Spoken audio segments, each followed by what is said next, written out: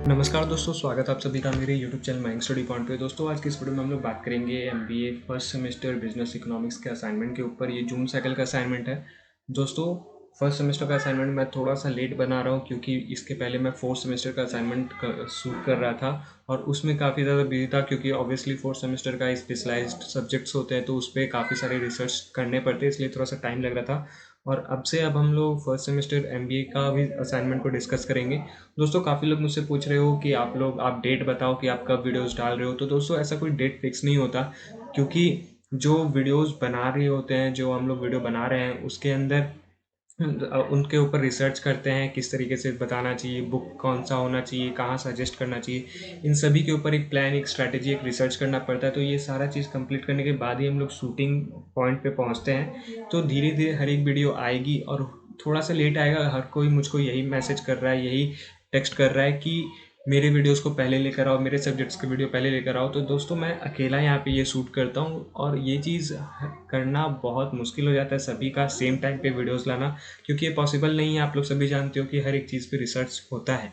तो जैसे मैं वीडियोस लेके आ रहा हूँ धीरे धीरे हर वीडियोस को लेकर आऊँगा और कोशिश यही करूँगा कि एक दिन में अब दो दो वीडियोस आपको देखने को मिले।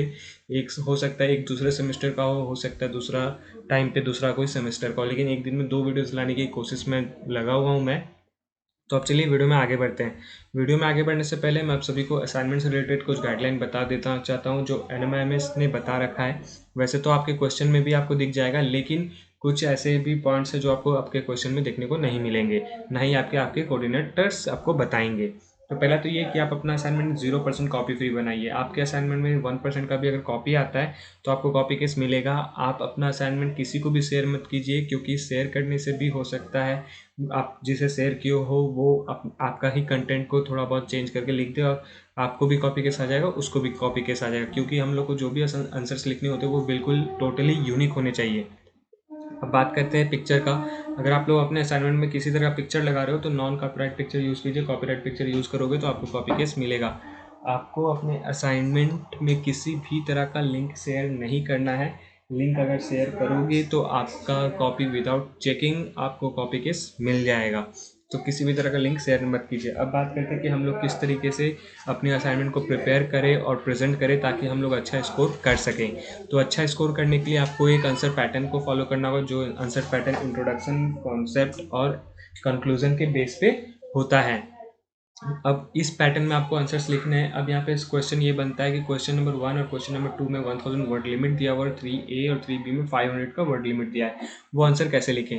तो दोस्तों 1000 वर्ड के लिए आप लोग मिनिमम 900 वर्ड लिख सकते हो और मैक्सिमम 1100 वर्ड लिख सकते हो, लेकिन इससे ज़्यादा और इससे कम मत लिखिएगा क्योंकि ज़्यादा लिखने से आपको हो सकता है नंबर ज़्यादा उस पर ना मिले और कम लिखने से आपको ऑब्वियसली नंबर कम मिलेगा। और वही अगर बात करें 500 वर्ड्स की तो आप लोग को 500 वर्ड्स के लिए 450 मिनिमम लिखना है और 550 मैक्सिमम लिखना है। इससे कम और इससे ज़्यादा आप लोग मत लिखिएगा। उसके बाद अगर हम लोग बात करें कि किसी भी सेंटेंस को हाईलाइट करने के लिए क्या करें, कलर यूज़ करें या फिर नॉन कलर यूज़ करें, तो आप लोग हाईलाइट करने के लिए सिर्फ बोल्ड का यूज़ कीजिए, किसी भी कलर का यूज़ मत कीजिए। आपको एरियल या फिर टाइम्स न्यू रोमन फॉन्ट ही यूज़ करना है। इसके अलावा आप दूसरा कोई फॉन्ट यूज़ नहीं कर सकते हो जिसका फॉन्ट साइज 12 होना चाहिए। ना इससे कम होना चाहिए ना ही इससे ज़्यादा होना चाहिए। आप लोग एक सेंटेंस गैप दे सकते हो 1.5 का, जो आपके आंसर्स को काफ़ी अच्छा प्रेजेंट करेगा। तो ये कुछ टिप्स एंड ट्रिक्स थे जहाँ से आप लोग अपने आंसर को कॉपी कैसे बचा सकते हो और अपने आंसर्स में अच्छा स्कोर कर सकते हो। अब हम लोग क्वेश्चन की तरफ बढ़ते हैं।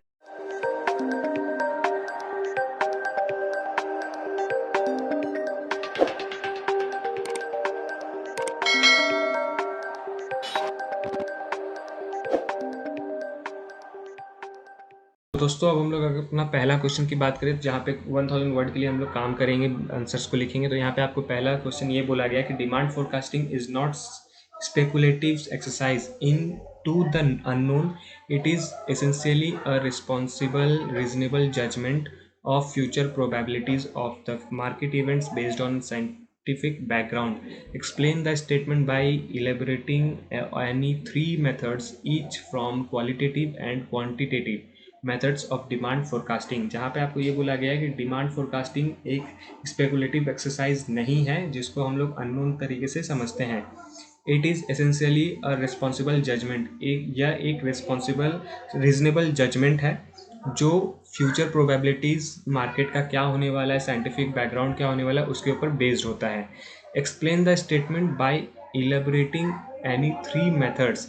आपको यहाँ पे इसके जो 3 मेथड्स हैं, क्वालिटेटिव और क्वांटिटेटिव मेथड्स के अंदर, तो तीनों को एक्सप्लेन करना है। यानी कि किसी भी 3 मेथड्स को आपको एक्सप्लेन करना है जो आपके क्वालिटेटिव में होंगे और क्वांटिटेटिव में होंगे।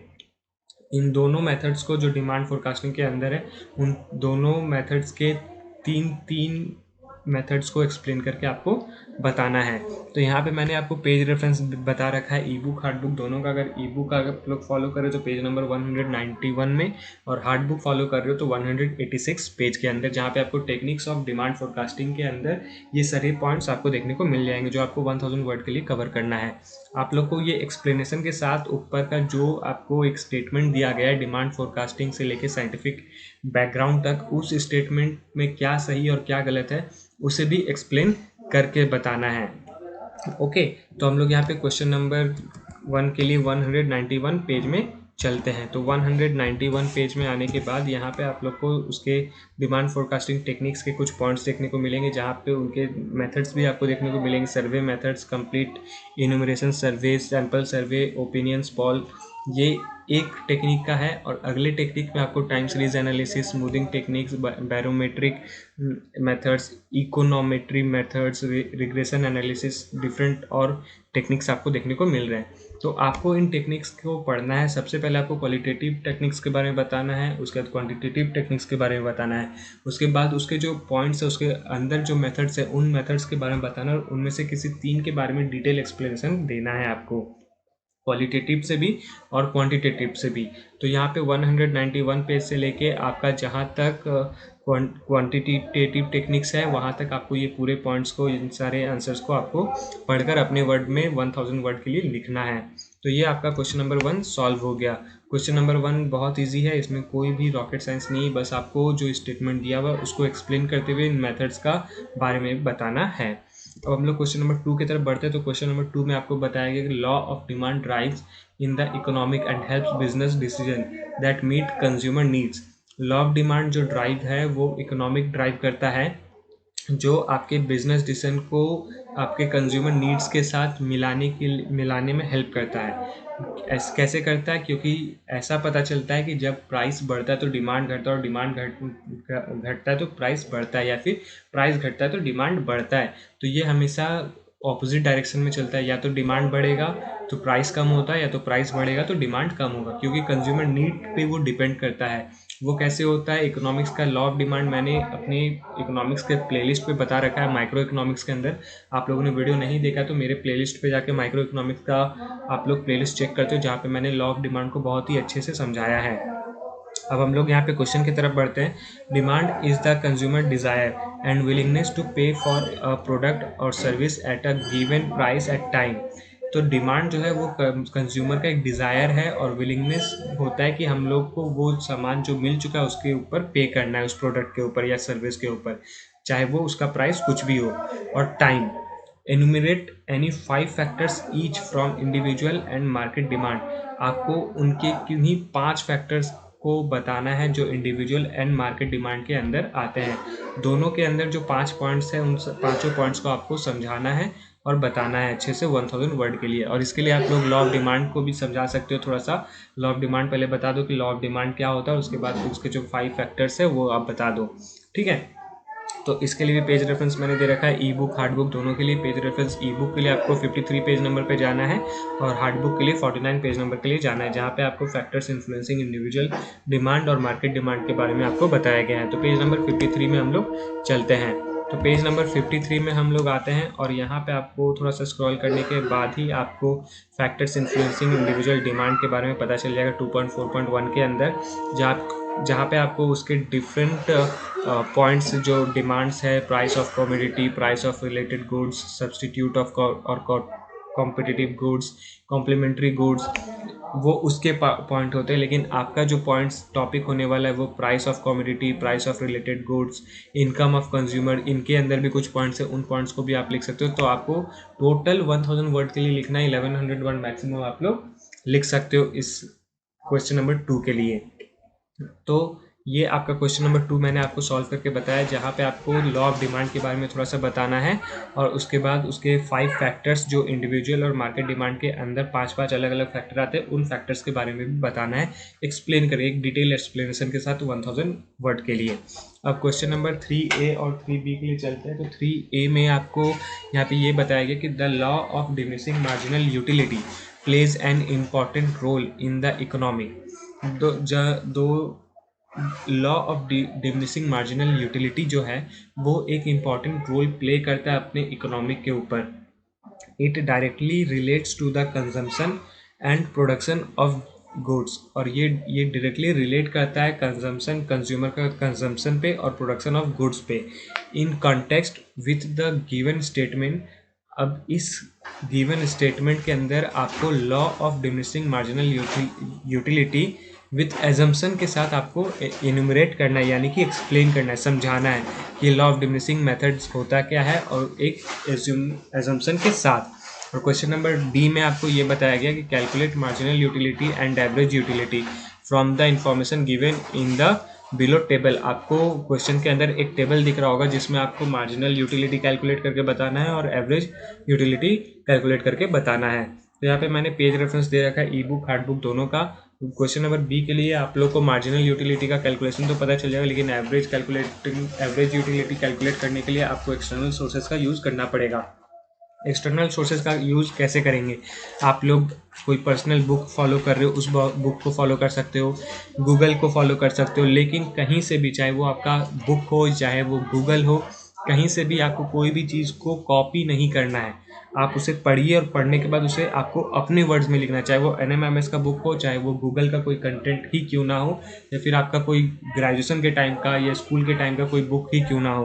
आपको कोई भी चीज़ कहीं से भी कॉपी करके नहीं लिखना है, आपको उसे बनाकर लिखना है। हाँ, लेकिन आप लोग अगर कोई डेफिनेशन बता रहे हो, डेफिनेशन किसी ऑथर ने जो बताया है लॉ ऑफ डिमांड का डेफिनेशन, तो उसे आप लोग सेम टू सेम लिख सकते हो, उसमें चेंज करने की कोई ज़रूरत नहीं है। तो हम लोग यहाँ पे पेज नंबर 105 और 103 में चलेंगे। तो क्वेश्चन नंबर 3A के लिए 105 के अंदर चलते हैं, जहाँ पे आपको law of diminishing marginal utility के बारे में बताया गया है। तो इसे पढ़िए 4.4 के अंदर। पढ़ने के बाद आपको इसे समझाना है और इसके अंदर आपको कैलकुलेशन भी दिया हुआ है। वो कैलकुलेट आप कैसे करोगे वो आप क्वेश्चन नंबर 3B में आप समझ सकते हो। लेकिन यहाँ पे आपको जब उसके एजम्पशन की बात करें जो क्वेश्चन नंबर 3A का है, तो आपको थोड़ा सा स्क्रॉल करने के बाद पेज नंबर 107 में आपको उसके कुछ एजम्पशंस भी पता चलेंगे, जो एजम्पशंस आप लोग यहाँ पे मेंशन करके लिख सकते हो। लेकिन याद रखें, कॉपी मत कीजिएगा, उसे आप लोग एक्सप्लेन करके डिटेल एक्सप्लेनेशन के साथ लिख सकते हैं अपने वर्ड्स में। तो ये आपका 3A का क्वेश्चन को सॉल्व मैंने किया है। और 3B के लिए हम लोग 103 पेज में चलते हैं। तो थोड़ा सा ऊपर स्क्रॉल करते हैं और 103 पेज के अंदर हम लोग को इसका मार्जिनल यूटिलिटी का कैलकुलेशन देखने को मिलेगा, जहाँ पे calculate marginal utility MU from the data given below. यहाँ पे आपको एक एग्जाम्पल दिया है किस तरीके से आप लोग इसे कैलकुलेट करोगे। और ठीक मार्जिनल यूटिलिटी के ऊपर आपको टोटल यूटिलिटी का कैलकुलेशन भी दिया गया है। लेकिन एवरेज यूटिलिटी का कैलकुलेशन होता है जो आपका टोटल नंबर ऑफ यूटिलिटी है उसका डिवाइडेड बाई, मतलब वो जितना डिजिट है उतना। तो एवरेज निकालने के लिए आपको गूगल करना पड़ेगा। गूगल में जाके आप लोग अगर सर्च करते हो एवरेज यूटिलिटी फार्मूला, तो आपको वहाँ पे फार्मूला देखने को मिल जाएगा। उस फार्मूला का यूज़ करके आप लोग अपने आंसर्स को लिख सकते हो। तो यहाँ पे मार्जिनल यूटिलिटी आपको मैंने बता दिया कैसे वो कैलकुलेट होगा 103 पेज नंबर के अंदर। तो ये आपका 3A और 3B मैंने आपको सॉल्व करके बता दिया। क्वेश्चन नंबर 3A और 3B जो इकोनॉमिक्स का था। दोस्तों, अगर आपको हमारे वीडियो से कुछ वैल्यूएबल मिला तो चैनल को सब्सक्राइब कीजिए, क्योंकि आपका एक छोटा सा स्टेप हमारे चैनल पे एक बड़ा इम्पैक्ट क्रिएट करता है। वीडियो पसंद आए तो वीडियो को लाइक कीजिए और उन तक ज़रूर शेयर कीजिए जहां तक मैं नहीं पहुंच पा रहा हूं, या फिर जिनको ज़रूरत है। मैं तो डिफरेंट ग्रुप्स में नहीं हूं, अगर आप उन ग्रुप्स में हो तो प्लीज़ इस वीडियो को वहां तक शेयर कीजिए। वीडियो पूरा देखने के लिए आपका बहुत बहुत धन्यवाद।